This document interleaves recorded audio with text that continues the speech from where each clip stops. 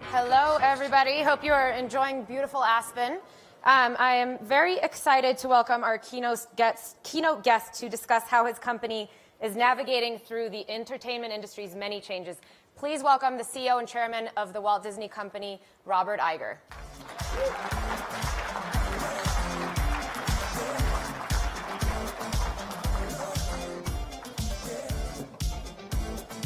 It's a long walk. It's a long walk. I'm out of breath. It is high altitude. So, all right. So, like I said, we're very excited to welcome you here, and especially excited given how incredibly busy you've been. So, all CEOs have a crazy, unmanageable to-do list, I'm sure, but I'm just going to give a sample of what you've been dealing with in recent months. Some good, some bad, some interesting. So you recently opened a $5.5 billion new park in Shanghai. You dealt with a very tragic alligator attack in Orlando recently. You released Finding Dory, Captain America, Civil War, Zootopia, and The Jungle Book. You've now got 4 out of the 6 top grossing films of 2016. So a lot of launches. I'm not even getting into what you're doing on the new Star Wars movies and ESPN, which we'll get to later. I'm not getting into that either. Are you not? Okay. Well, you might get a few questions from the audience, not from me. But anyways, we appreciate you being here. Pleasure. Realize how busy you've been. Let's go back to Shanghai because that is one of the newest things that you guys have done. So you've called this the biggest step that the company has taken. Do you mean that in financial terms, or is it more than that? Well, it's our largest ever foreign investment, one of the biggest investments we've ever made. I think I've said it's the biggest thing we've ever done in parks and resorts since Walt Disney bought. We like to misquote, so. That's all right. That's all right. But Walt amassed 30,000 acres of land in Florida in the 60s stealthily, which is a big deal, and he opened Disneyland in the 50s. This is a very big deal because of the scale, the potential that it represents, not just the business itself, but to Disney in China. And the challenges involved with, one, convincing the Chinese to let us bring Disneyland to China, and then amassing the land, designing it, building it right, doing everything necessary. And for me, it's written that it's 17 years of my life, which is true. It's actually 18 from the moment that I stepped foot on the property, set foot on the property to survey it for Disney to the day that we cut the ribbon was just about 18 years. Wow. A 10-year negotiation. That's a lot of patience. So, trying to teach my teenage boys the meaning of patience and tenacity and perseverance. I keep using that as an example. So Bob was actually saying backstage that he actually has tennis elbow from shaking hands so much. So don't shake his hand if you see him afterwards. Just a fist bump, right? Fist bump or a hug, kiss, whatever. Yeah. So what was? I mean, explain the challenges because there were many, and obviously it took a long time. But from the negotiations to the technology behind it, building out. Tell us a little bit about it. Well, I'd say after we did the deal, and there were a lot of challenges along the way involving a variety of different elements of a negotiation of that sort, including figuring out the partnership arrangement and governance and basically ownership and intellectual property and all of those things. First biggest set of challenges was, what do we build? What do we build that is right? I wanted very much to avoid being called a cultural imperialist.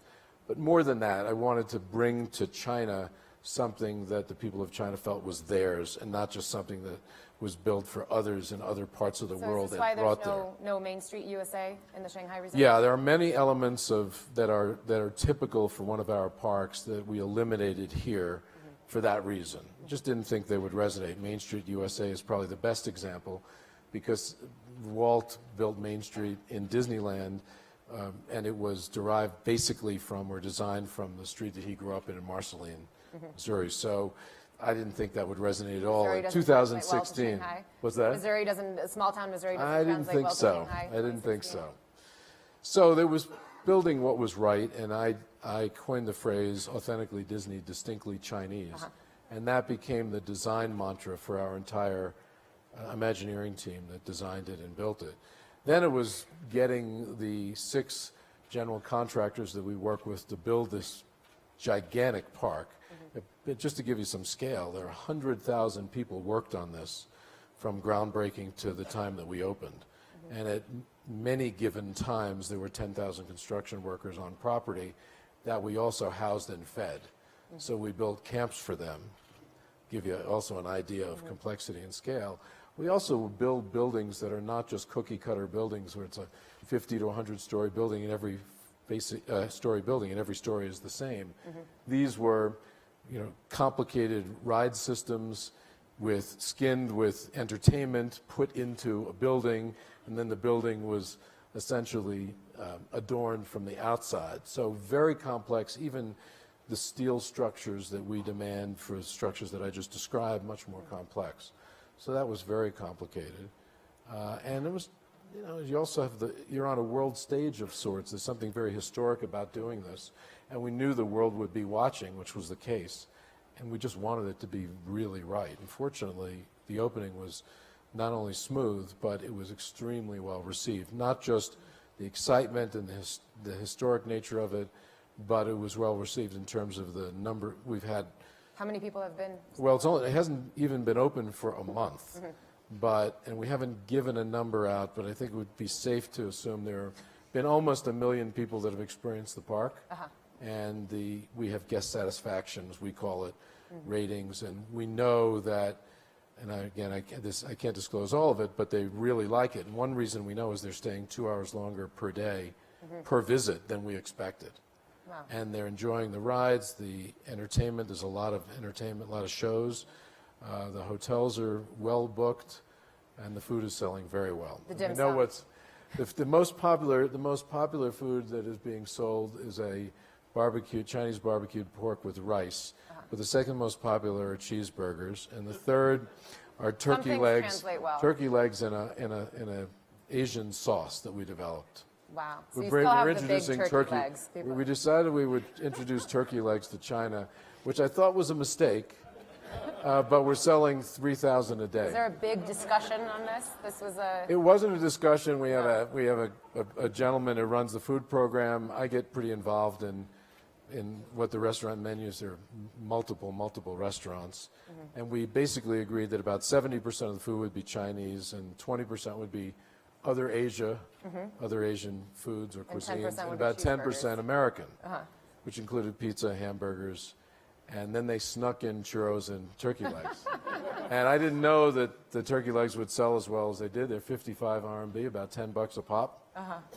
And I got there, and there's one venue for turkey legs, and as soon as we opened, a line would form. And they told me they were selling 3,000 a day. Wow. We're sourcing them from Poland. This is not the direction this is the kind of thing, I know this is a tech conference, but just think of all the technology involved. Of sourcing turkey. We should have your supply chain person up here, because that would be fascinating. Sourcing turkey legs from Poland. Okay, so going back to technology. So give us like 1 or 2 examples of something that went into, a technology that went into Shanghai that has not been in any other park. Most of the technology to build it, has not been used before. So, and that included doing some design work from Imagineering in Glendale, and basically some virtual reality experiences where I'd go into a volume and experience walking through the gates, and actually rode rides from Glendale in simulators, and we did a lot of that. And basically the building design and the initial communication to the contractors and local architects was basically communicated through technology. And then we ended up with hard drawings, which there were, 300,000 physical shop drawings. We also used technology in almost all of the entertainment, but this is the most technologically advanced park that we've ever built, obviously because it's the most modern. But I can give you 3 instances. First of all, Pirates of the Caribbean, which we decided to put there. But what we're doing in Pirates is taking a lot of the visuals that ILM from Lucasfilm provided us. We're truly immersing you in not just the ride, but in the movies. So this is derived from the movies. And as one example, first of all, the ride vehicles, instead of being tethered to something underwater, are on magnets that move underwater. And that gives us the ability to turn the boats around. They can go sideways. They can go backwards. We can moderate the speed, as a for instance. But we also simulate the feeling of sinking. You're basically immersed in a room that is an IMAX room, where when you look up, by the time you sink, you look up and there are fish swimming above you. And you get a real feeling that you're sinking. So there's a lot of technology involved, but there's huge media in the space, all delivered obviously with technology. We have a coaster that is based on light cycles in Tron, and they're the most sophisticated vehicles that we've ever built. And your fastest roller coaster today? Fastest roller coaster, that obviously takes technology, but you're not seat belted into something that catapults you out of a building at 60 miles an hour. And that takes it takes technology and takes a lot of guts. But the vehicles themselves have trigger mechanisms in them that trigger light, sound, music along the track as you go by. And they also have very high-end audio on each vehicle and with significant bass to play, Tron music, so that it feels right. And then a lot of the entertainment, we have a nighttime show at the castle, which is essentially high-end projection onto a castle that's been very carefully mapped digitally. So, and we have, I don't know how many high-end projectors, there are probably about a dozen that project images on a castle at night, but they actually project images on each surface of the castle, all digitally mapped, so that we can design basically a movie, the equivalent of a movie experience on a very, very large, very, very multi-dimensional physical surface, which is quite different. So those are three examples. So let me ask you a question, and I want to get to ESPN and some other topics and also take a few questions from you guys.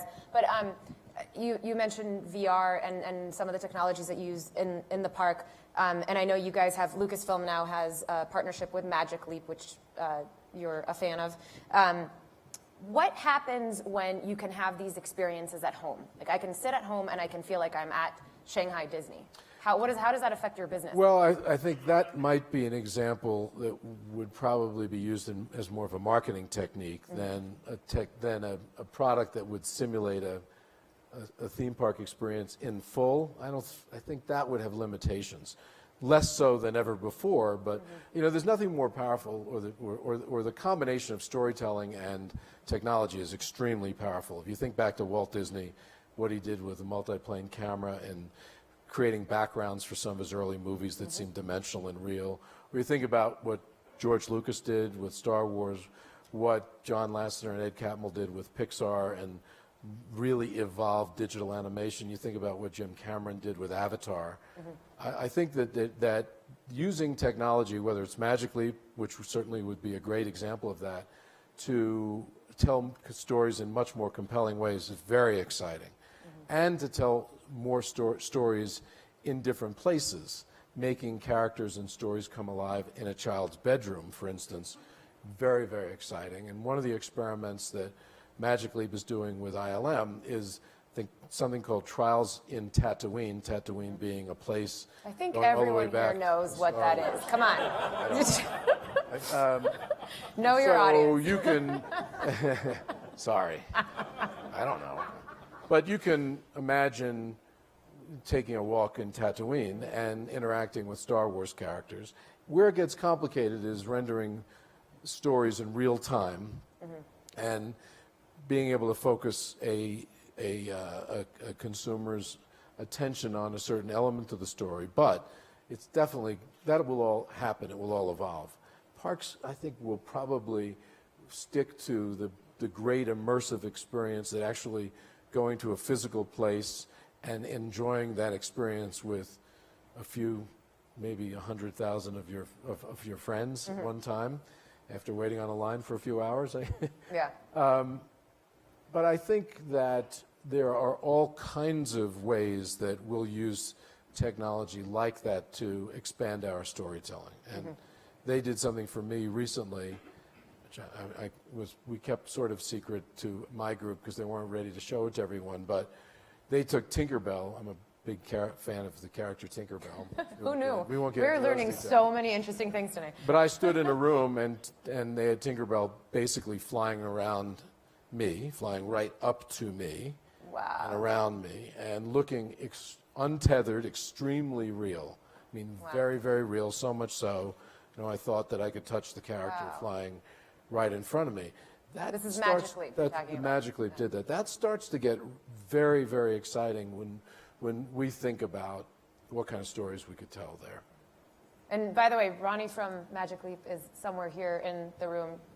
Raise your hand. He's here really, not just in MR, right? Yeah, that's really him.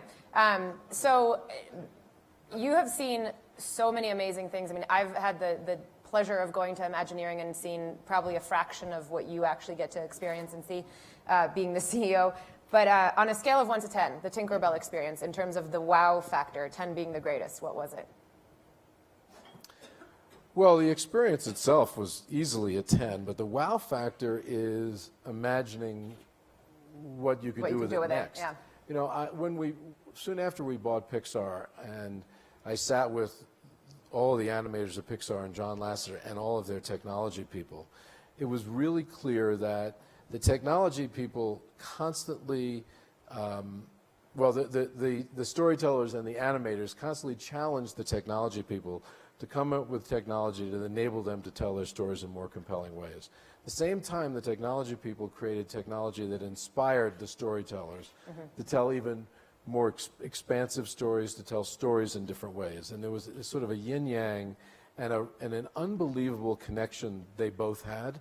So when I think of Magic Leap, I think of Disney. We're inherently, I know it sounds trite, but we're inherently a storytelling company that has embraced technology from the very beginning, from Walt's day, to tell better stories to more people in more places, in more ways. It's that simple. And that culture has, I think, set us apart for the 90-plus years that we've been in existence.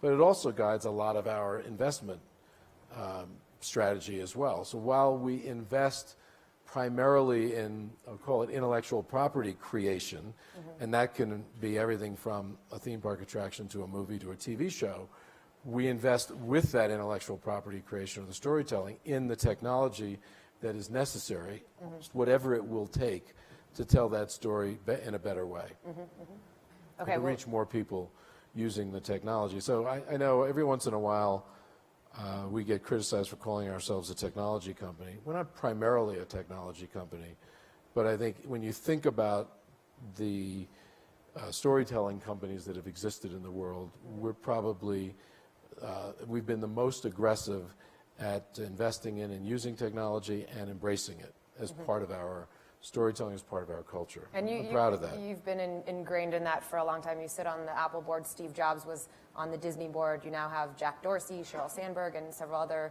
technology company executives on the Disney board.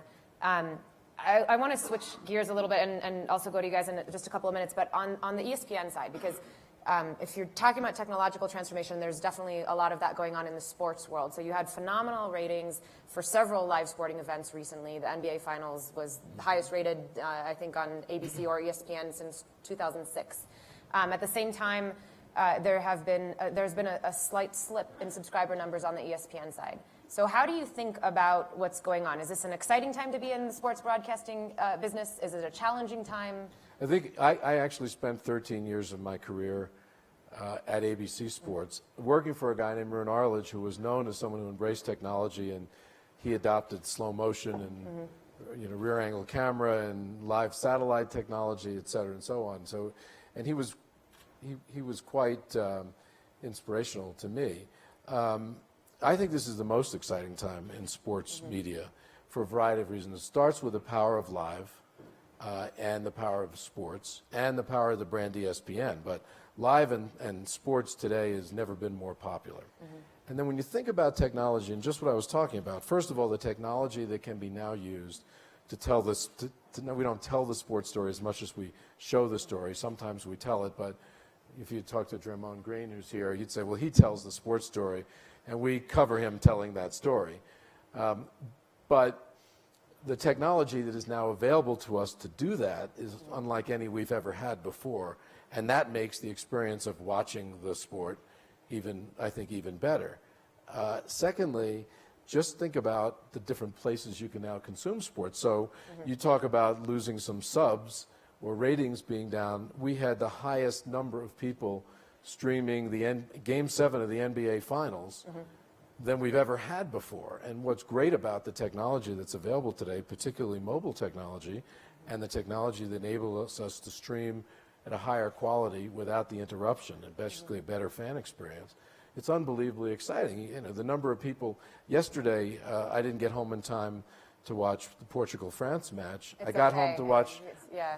You don't want me to talk You about didn't. No, you didn't miss much. I was going to say, but I thought it was, well, I got home in time to see the overtime periods, but I was in a place where people were watching on iPhones all over the place. That's incredible, because back in my day, if you wanted to watch something on sports, you had to go home and watch it on a fixed television set on a wall, or you had to go to a sports bar, those that existed back then.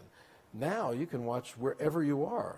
And when you think of, by the way, some of the technology that Ronnie's invested in and that others invested in, you'll put some kind of glasses on and you'll just look up and there'll be a gigantic screen in front of you with an ESPN, hopefully an ESPN live sporting event on.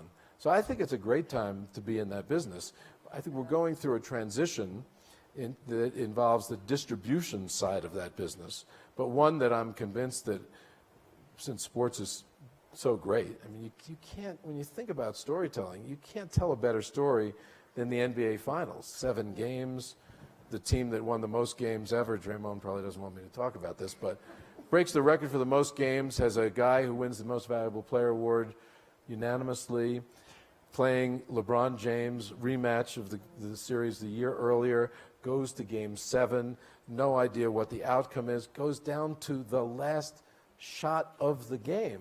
That's a great story. So I think you think about content and IP, fantastic. And fortunately, we have the NBA rights for a long time. yes, and you're paying for it. You're paying a lot of money for it. We're paying a lot of money, but I think for a good reason. It says a lot. You pay money for things that are of value that other people want.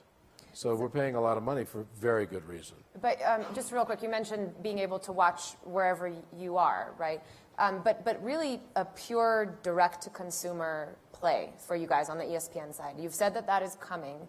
And I think a lot of us just assume that that's really good because that's what consumers want, right? Because we're used to Netflix and all of that on-demand streaming. But what does that do to the model? Because there's so much, the whole ecosystem, the sports business, the leagues, and the bundle, and you talk a lot about skinny bundles, which sounds like a Starbucks drink, but what does that do to this whole entire big ecosystem?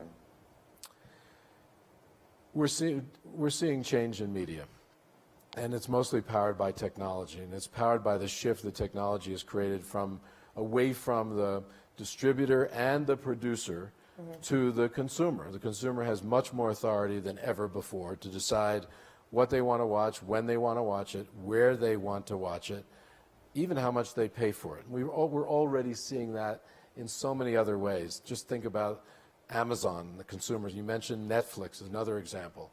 It's just a changing world. And with that changing world, the business models that form the underpinning of many of our businesses are changing with that changing world. And we're not going to be able to stop it. Our priority would be for the multi-channel bundle to remain vibrant and vital and of value to more consumers. And I think it's probably safe to assume that it will be the most popular choice for most people for a long period of time. However, for a new generation of people, my boys are 13 and 17, and I have daughters in their 30s. By the way, the equivalent is they don't have a hardwired phone. I know that's not new, but it's just about mobile phones. My boys probably will, at least in their early adult life, will probably seek out their own media in different ways, meaning they're going to want more flexibility, they're going to want much better navigation. That's really important. Customer access, ease of use, better navigation, being able to find things, vital. And new platforms offer that better than the legacy platforms that existed. People also want, when we talk about choice, I think the old world choice meant a lot of things. Choice today means let me decide what I want, meaning let me customize my package, let it be customized or personalized for me, and we're going to see that transition. So for us, first thing we ask ourselves is, do we have products that people will want, no matter what the delivery mechanism is. And when you think about Disney and you think about ESPN, think about Pixar, you think about Marvel, you think about Star Wars, we have that, no matter what the distribution system is. And when you think about being able to go direct to consumer, we have the ability to go direct to consumer with a lot of that product. There are contractual issues that we have to deal with near term. There are business issues. We know that there's disruption. We probably will participate in or become a catalyst for some of the disruption.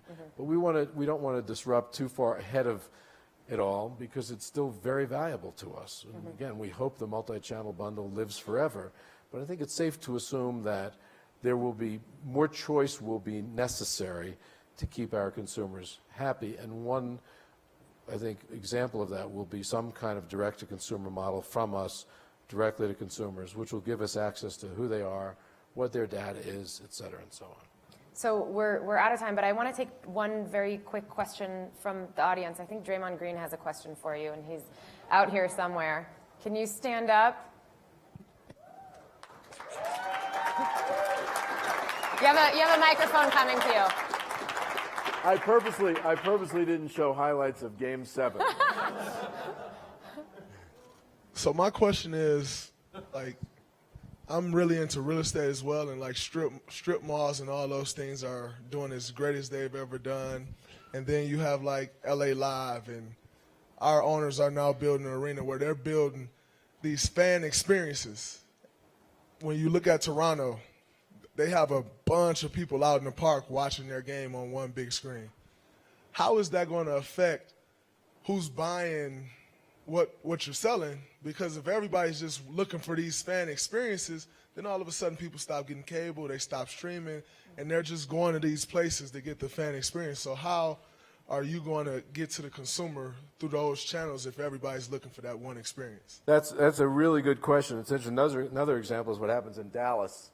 You know, Jerry Jones built a football stadium in Dallas where the experience on that gigantic screen is unbelievable. Now, it's mostly for people who have bought tickets to the games, but you're seeing, particularly with screen technology, you're seeing more and more of that. We used to complain about out-of-home viewing, people going to sports bars and watching and not getting counted by Nielsen when we measured traditional TV ratings. One of the biggest challenges that we have right now is getting accurate data on any digital program consumption that is not a pay-per-view experience. So even when we stream ESPN, there's a Watch ESPN app on an iPhone or an iPad or whatever, getting the data that we need to basically monetize it has become more and more difficult. And the bigger you get in terms of size of the screen, number of people, the more challenging that becomes. We're told, there are experiments going on right now, but we're told that measuring such things is going to get easier as time marches on, so that ultimately we'll be able to get paid or we'll be able to monetize in more ways. But right now, there's no question that all of the out-of-home experiences that involve some kind of digital experience, whether it's on a small screen or on a gigantic screen, are basically under-monetized. More consumption, less monetization. And that is something we've got to figure out. Absolutely. I like the idea of, in fact, we're enabling it. When the last time we had World Cup, which was the last time we're going to have the World Cup for a while because we got outbid for the rights, but the last World Cup we did, we had big screens up in a variety of different places. Times Square, we had trucks driving around Los Angeles with it. It was all basically marketing to create big fan experiences. We weren't really getting paid much for any of that. So it's definitely an issue. And there'll be more and more of that coming. Well, unfortunately, we're out of time. We didn't get to a lot of other topics, but maybe you'll come back next year and the year after, because you've got like 10 more years at Disney, right? So thank you so much. I'm not going to shake your hand. Thank you. I'll see you out there.